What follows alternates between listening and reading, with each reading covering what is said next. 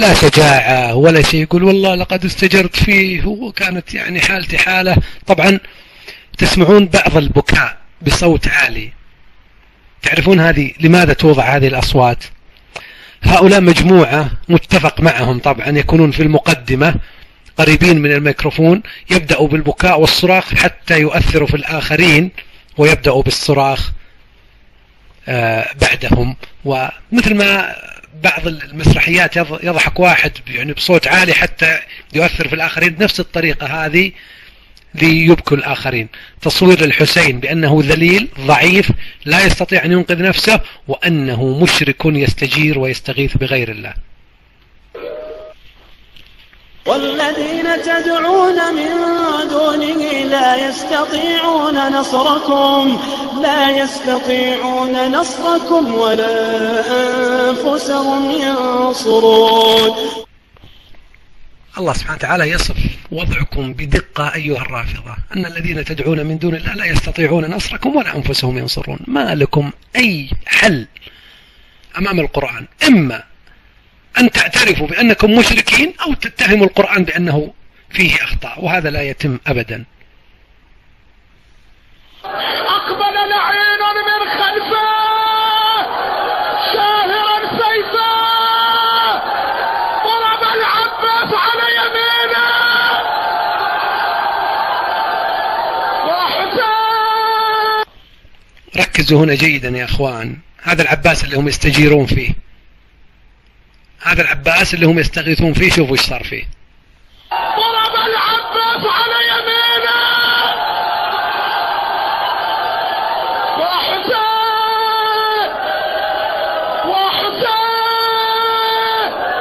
فأقبل لعين آخر ضرب العباس على يساره وحسين. أصبح العباس بلا يدين وإذا بالسهام كرش المطار. يا علي سهم وقع في حنكه وسهم وقع في عينه. لاحظوا العباس هنا قطعت يده اليمين واليسار، وسهم جاء في الحنك وسهم جاء في العين، ويستغيثون فيه. لو كان يستطيع أن يكشف لكشف عن نفسه الضر، ولكن الرافضة من الحمق بمكان. يا علي يا علي صار العباس لا يعرف إلى أين يذهب، إلى أين يتوجه، لأن السهم قد أعمى عينيه. يا علي يا علي يا علي لا يعرف أين يذهب، السهم أعماه ولا يستطيع أن يدبر نفسه ولا أن يجد لنفسه نفع ولا ضر، وقاعدين يستغيثون فيه من دون الله. صار يحرك رأسه يمينا وشمالا وأقبل حكيم بن الطفيل يحمل. لاحظوا أمر مهم، أعرف أني علقت كثير، لكن لاحظوا النساء والرجال مع بعض في الحسينيات، صراخ النساء وصراخ الرجال والاختلاط في الحسينيات إضافة إلى الشرك. عمد الحديد وضرب له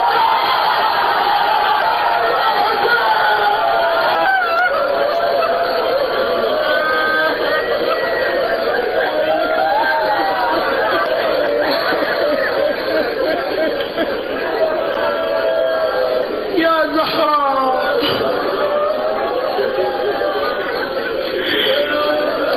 يا أم البنين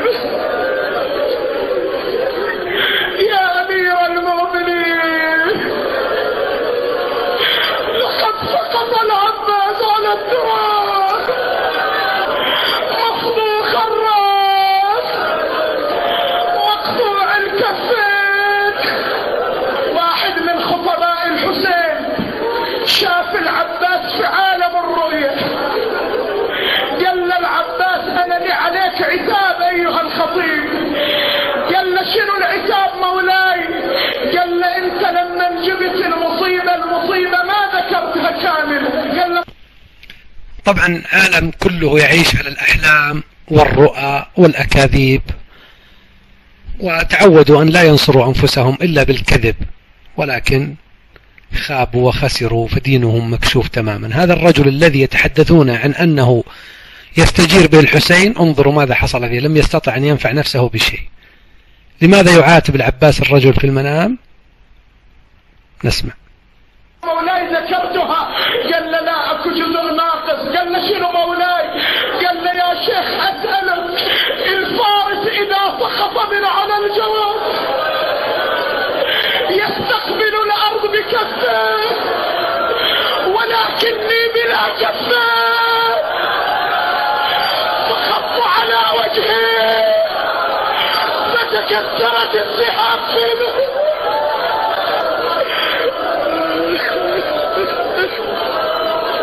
جاء الحسين كالطير المتكسر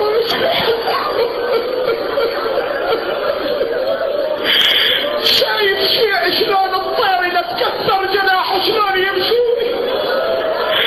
الحسين صار يمشي مثل الطير المتكسر. أصل إلى مصرع العباس.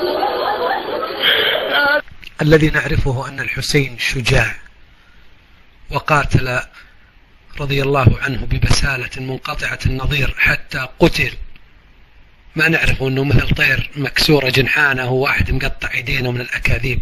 هذه إهانة للحسين.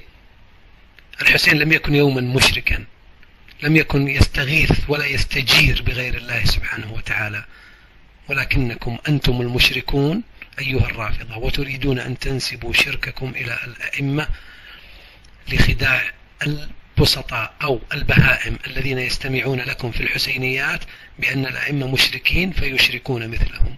يا أخي عباس، أفاق العباس من إغمائه، قال له مولاي أبا عبد الله عندي طلب صغير أبو علي قبل الموت. قال له ابن أخي عباس شنو الطلب؟ أمر يا ابن والدي. قال له إذا أمكنك مولاي اقتلع هذا السهم من عيني، اقتلع السهم من عيني يا أبا عبد الله. قال له ولماذا أخي عباس؟ قال له حتى أنظر إلى وجهه. فصرخ الحسين وأخاه. يا أيها الناس ضرب مثل فاستمعوا له، إن الذين تدعون من دون الله لن يخلقوا ذبابا ولو اجتمعوا له، وإن يسلبهم الذباب شيئا لا يستنقذوه منه، ضعف الطالب والمطلوب، ما قدروا الله حق قدره، إن الله لقوي عزيز. هكذا يربى الرافضي في الحسينية، يربى على الاختلاط، يربى على الصراخ والعويل وعلى التناقض وعلى قبول الأضداد أن تجتمع في عقله حتى يفقد عقله. رجل يستجيرون به يستغيثون به لا استطاع أن يرد الموت عن نفسه ولا أن يرد يده المقطوعة أو يرد السهام التي قتلت. يصور الحسين بأبشع صورة بأنه يشرك بالله، يستغيث بغير الله، وأنه ذليل يأتي وقد انحنى رأسه ووقف خاضعا أمام أحد سفلتهم أو ما يسمونهم علماءهم ليعتذر له بأنه كان يستجير بالعباس ويستغيث بغير الله.